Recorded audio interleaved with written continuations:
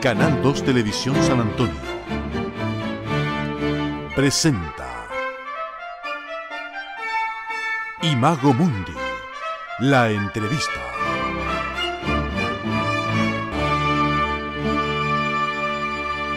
¿Qué tal? Sean ustedes bienvenidos a esta nueva edición del programa Imago Mundi, donde siempre conversamos con científicas y científicos de la Universidad de Chile, quienes nos van dando a conocer sus últimas investigaciones en estas áreas tan diversas que cubre precisamente esta facultad.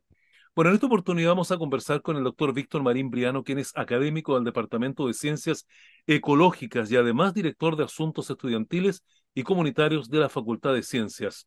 Vamos a conversar fundamentalmente varios temas relacionados con la biología. El doctor Marín es oceanógrafo, por lo tanto vamos a tener la ocasión de conocer muchos temas relativos a sus investigaciones y todo lo que está pasando en el mundo en torno a la contaminación del mar, que es otro de los temas que nos va a interesar en esta ocasión. ¿Qué tal, doctor Marín? Bienvenido una vez más a nuestro programa. Muchas gracias, buenas tardes. Muy bien, encantado de estar aquí. Lo único que quería hacer una pequeña corrección, por decirlo así, Sí, es claro. que hace 2 semanas yo dejé de ser el director de la Dirección de Asuntos Estudiantiles y soy ahora el director del Centro de Ciencias Ambientales de la Facultad de Ciencias. Bueno, por esa misma razón lo felicitamos aún más, un importante desafío ahí para que siga Así creciendo es. la Universidad de Chile. Bueno, hecha la aclaración, doctor Víctor Marín, usted es profesor titular del área de investigación, ecología de ecosistema y sistema socioecológico. ¿Nos puede un poco comentar respecto de eso, la situación ecológica? Usted es oceanógrafo, hablar un poco de la situación ecológica del mar en nuestro país y en el mundo en general. Cuando uno partió hace años atrás estudiando oceanografía, estudiábamos la oceanografía separada, por decirlo así, de los seres humanos alrededor de la costa. Entonces era aprender a cómo se estudian los océanos, cuáles son las variables más importantes, pero claro, ya había una connotación de preocupación, digámoslo así, por cómo estaban los ambientes marinos, especialmente los ambientes costeros. Sin embargo, con el paso del tiempo, este concepto original que tiene tanta historia, que es el de ecosistemas, se transforma en un concepto de sistemas socioecológicos para dejar en claro que no se pueden separar los seres humanos de los sistemas ecológicos. Y entonces allí es donde entramos para responder una pregunta compleja, difícil, ¿cierto? Que es, ¿qué estamos haciendo con los sistemas ecológicos marinos, especialmente con los costeros? ¿Estamos manejándolos bien? ¿No? ¿Por dónde va, comillas, la mano del tema? ¿Y qué es lo que nos falta por hacer? Y en este sentido, doctor Marín, ¿nos puede contar un poco cómo están las investigaciones y, por supuesto, los estudios que ustedes hacen hoy día al respecto desde la Universidad de Chile? Sí, cómo no. La Universidad de Chile tiene, digámoslo así, desarrollo en distintas disciplinas. Uno podría mencionar, por ejemplo, a la Facultad de Ingeniería, donde hay un grupo importante de geofísicos que se dedica a estudiar el clima, el cambio climático, ¿cierto? Y mirarlo desde esa perspectiva. Por otra parte, tenemos otras facultades que se dedican más bien a la parte de cómo es que tenemos que hacer para tener un sistema legislativo y judicial que esté a la par con los desafíos actuales respecto de los problemas ambientales. Y nuestra Facultad de Ciencias, donde se desarrollan temas que tienen que ver con la química del medio ambiente, la biología y las ciencias ecológicas, que es donde nosotros en este laboratorio interactuamos. Y entonces, en el caso específico de nuestro laboratorio, nosotros hemos incluido al ser humano al interior del análisis. ¿Y qué significa eso de incluir al ser humano al interior del análisis, doctor Marín? Sí, la pregunta allí es una pregunta que podría parecer simple, pero la verdad no lo es. Cuando yo voy a estudiar un ecosistema, ¿Debo o no debo incluir el rol que juegan los seres humanos y la dependencia que estos tienen respecto del ecosistema? Si la respuesta es sí, entonces yo tengo que o desdoblarme y pasar de ser un experto en ecología a tener un grupo de trabajo donde se analicen cosas como la sociología de los humanos que habitan allí, la relación que tienen con los ecosistemas. Entonces, hoy en día casi no hay ningún lugar en el planeta donde yo no pueda argumentar que hay un efecto del hombre o que el hombre está usando y está dependiendo de esos sistemas. Eso significa incluirlos. Ahora, en este sentido, doctor Marín, ¿qué tan complicada es la situación ecológica del medio ambiente en los océanos, considerando, por supuesto, que hoy día los procesos productivos ocasionados por el hombre, la mayor parte de ellos, en cuanto a desechos, van a dar precisamente al mar, como si no Ju- tuviese fin? Justamente, justamente, si uno le preguntaba a nuestros padres esa mismísima pregunta, la respuesta hubiera sido, no es problema porque total, eso se va, se dispersa, etcétera, etcétera. Pero hoy día nosotros tenemos la disponibilidad de imágenes satelitales, la disponibilidad de mecanismos de estudio, como poner, por ejemplo, una boya de deriva que uno la puede rastrear satelitalmente para saber dónde está. Y esos estudios, ¿qué es lo que están mostrando? Están mostrando que si yo boto una partícula o agua contaminada, que es mucho peor, se va a mantener, en el caso chileno, a lo largo de la costa, y si yo boté algo en La Serena, puede llegar fácilmente a Antofagasta antes de siquiera exista la posibilidad de salir afuera. Por lo tanto, la probabilidad que estemos contaminando zonas internas de la costa, y en otras partes del mundo es lo mismo, es lamentablemente muy elevada. Hace poco, a principios de año, Japón anunció que las aguas precisamente sobraron de la central de Fukushima, que resultó afectada en un violento terremoto ya hace varios años, iban a ser vertidas al mar. Dicen que Sí, lo está sé. tratada y que los niveles de radioactividad están contenidos, pero igual esto genera preocupación porque finalmente se trata de elementos contaminados.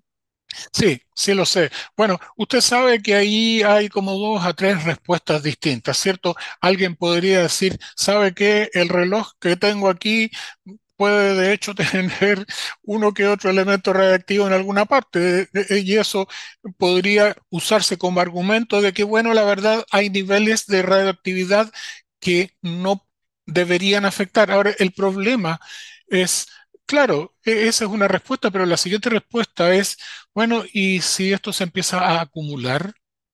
¿Y si esta acumulación de alguna manera sale y se mueve a través del planeta, a través de las corrientes? La corriente de Fukushima en Japón eventualmente va a llegar al siguiente lugar en el mismo sistema que es Estados Unidos, la costa de California.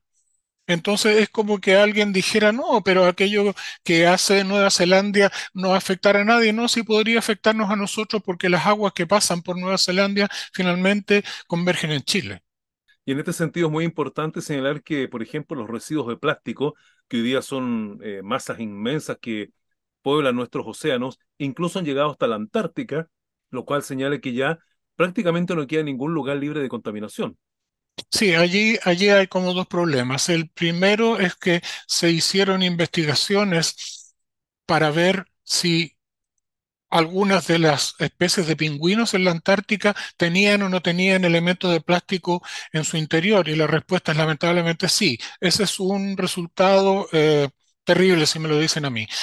Lo siguiente es lo que se llaman las islas de plástico, que son lugares donde las corrientes se mueven en forma circular, por lo tanto el plástico empieza literalmente a acumularse y se transforman más temprano que tarde en una pequeña isla. Bueno, hemos hablado de los problemas fundamentalmente que tiene la contaminación, pero ¿hay posibilidades o voluntad de llegar a una solución a nivel global, a nivel nacional? ¿Cómo lo ve usted, doctor Marín? Mire, déjeme plantearlo de la siguiente manera. Si uno lo ve desde la perspectiva de las organizaciones internacionales, de las organizaciones intergubernamentales, todos los esfuerzos de esas organizaciones van hacia tratar de generar mecanismos tales que los humanos empecemos a afectar en menor medida, ¿cierto?, la zona costera. Sin embargo, aquí es donde tenemos un problema, porque el problema es el siguiente. Yo recuerdo hace años atrás, cuando asistí a una conferencia en Inglaterra, y un autor inglés hizo una presentación sobre el cambio climático, donde hizo una sola pregunta. Salió a Londres y le preguntó a los ingleses qué es el cambio climático. Y para sorpresa de todos nosotros, la mayoría de las respuestas eran, ah, no, eso es algo que pasa en los países pobres, en otra parte, aquí no pasa nada, ¿no? Entonces, el problema es cuando estas organizaciones empiezan a llamar la atención de los países respecto de hay que hacer cambios. Pongamos un ejemplo sumamente específico.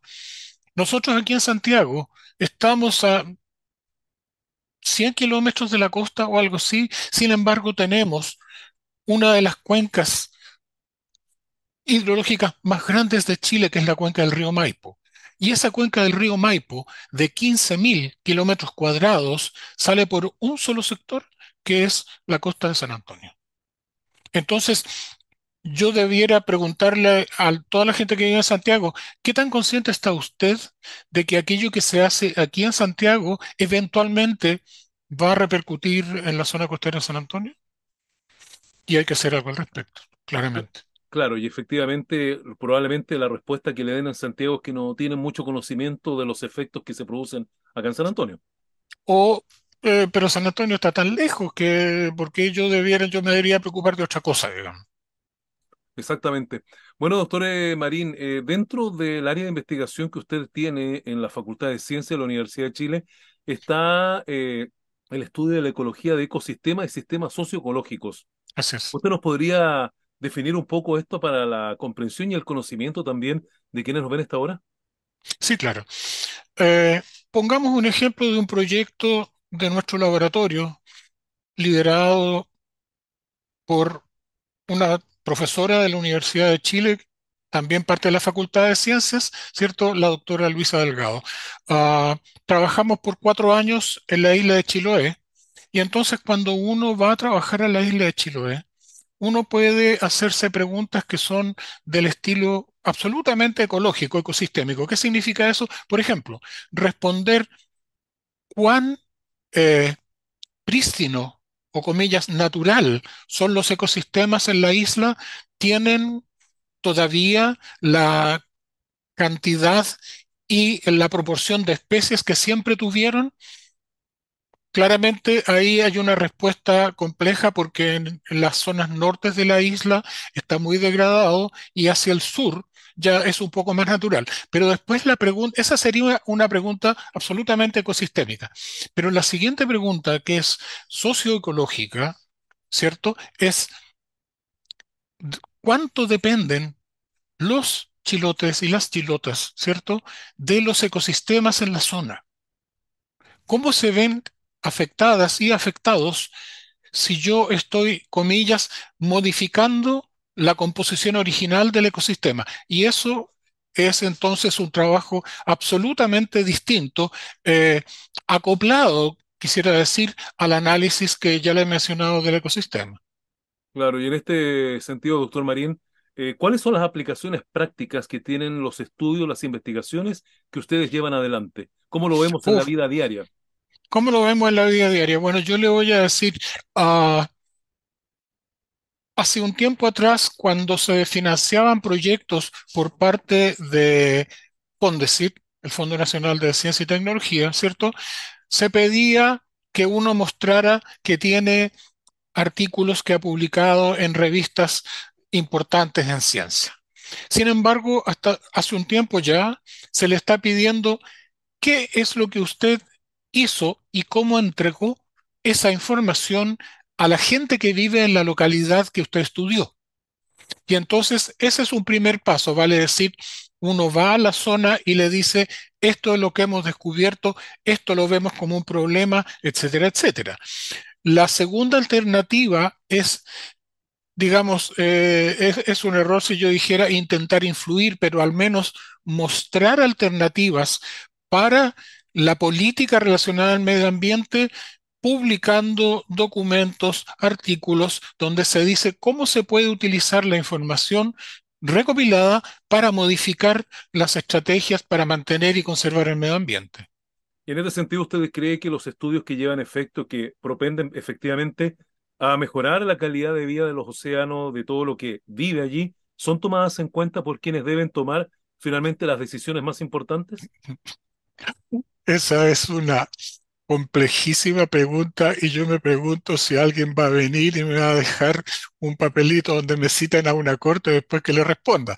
Pero básicamente si uso, eh, digamos, quisiera responder que sí.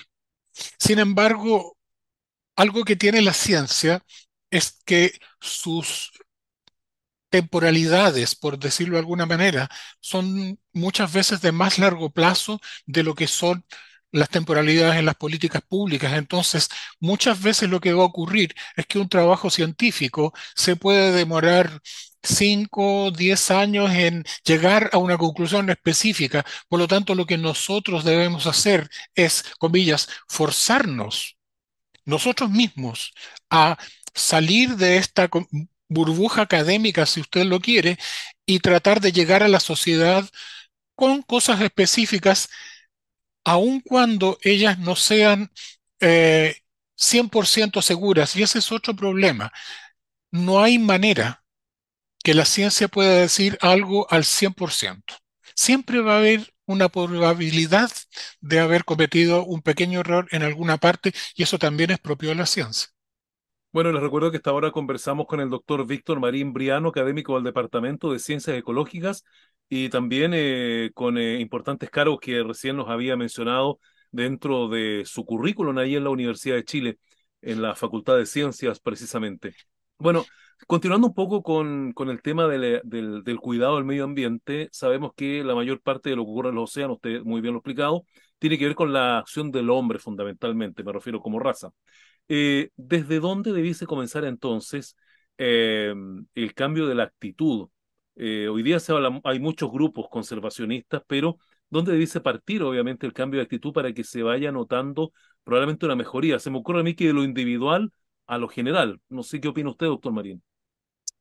Sí, de lo individual a lo general, sin embargo, allí es donde organizaciones no gubernamentales juegan un rol importantísimo. De la misma manera, los centros al interior de las universidades también lo juegan. ¿Por qué? Porque estos centros, como el Centro de Ciencias Ambientales de la Facultad de Ciencias, tiene como propósito el llegar a la sociedad. De tal manera que es una forma, ¿cierto?, en la cual lo que nosotros hacemos es intentar decir, ¿sabe qué? Parece que se está pescando más de la cuenta.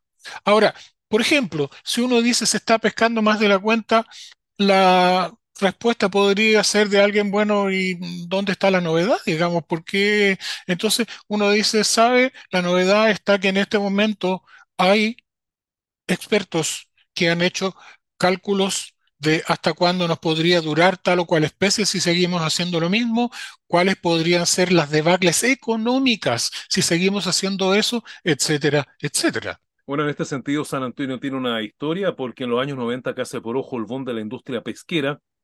Los recursos se terminaron porque Así es. uno no termina con los dedos a la mano de contar la cantidad de empresas pesqueras que habían en San Antonio, pero se fueron y se produjeron dos problemas. Primero, las empresas se fueron, generaron alta alza en los desempleos y se produjeron problemas también de carácter económico, Por corroborando muy supuesto. bien aquí en San Antonio lo que usted ha señalado, doctor Marín. Es que, es que ahí justamente es donde entramos en los dilemas actuales. Eh, Tendríamos que hacer quizá otra entrevista para entrar en este tema en detalle, pero pongamos el ejemplo de la salmonicultura, del cultivo de salmones. Ahí hay dos realidades que son absolutamente opuestas y que ambas son, comillas, tienen grados de certeza.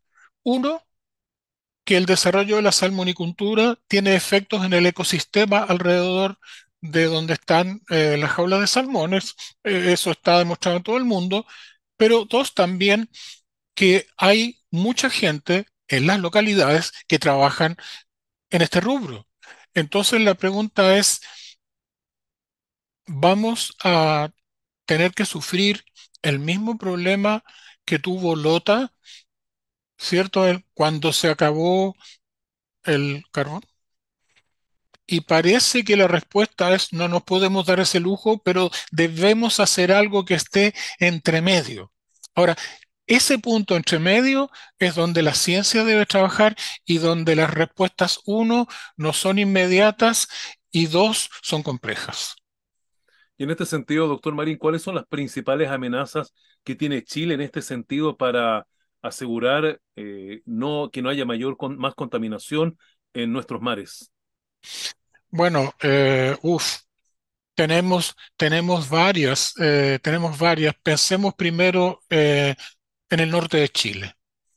En el norte de Chile, las empresas más desarrolladas son las empresas que tienen que ver con el cobre, ¿cierto? Entonces, se le debe pedir a esas empresas, por ejemplo, y algunas lo están haciendo, que el agua que van a, comillas, botar a la zona costera, más que llegar inmediato a la zona costera, primero entre en un sistema de reciclado tal que los productos químicos que van allí se traten de disminuir un poco, que es lo mismo que se le ha pedido a los sistemas de agua aquí en Santiago de Chile, que le dicen, sabe que el agua que viene de todas las casas, edificios, etcétera, no puede simplemente salir al Mapocho y llegar hasta San Antonio. Tiene que haber algo entre medio. Bueno, si me voy moviendo hacia el sur de Chile, me voy a ir modificando de el cambio de este tema a el cambio de la pesquería, etcétera, etcétera.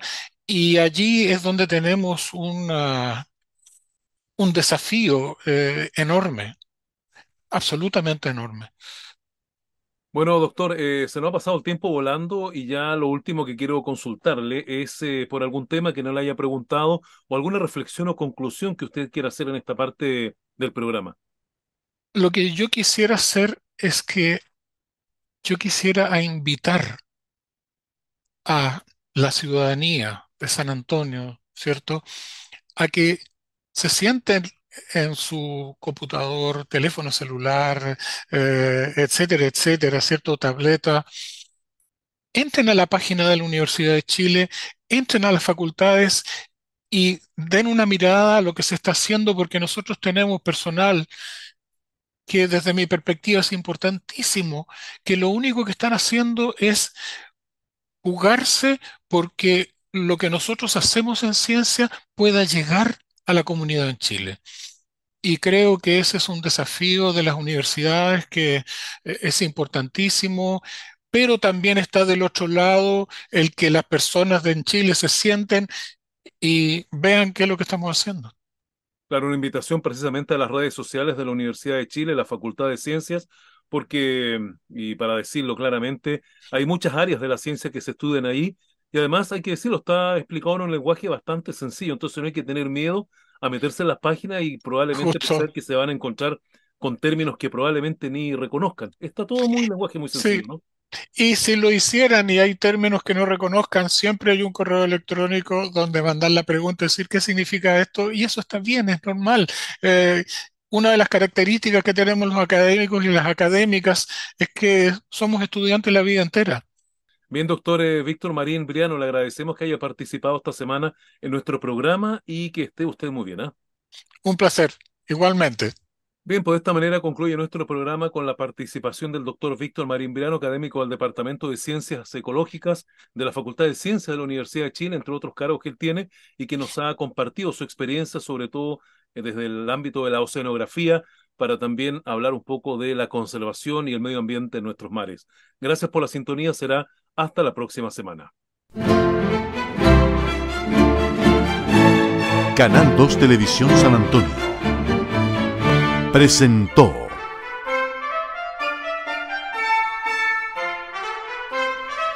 Imago Mundi, la entrevista.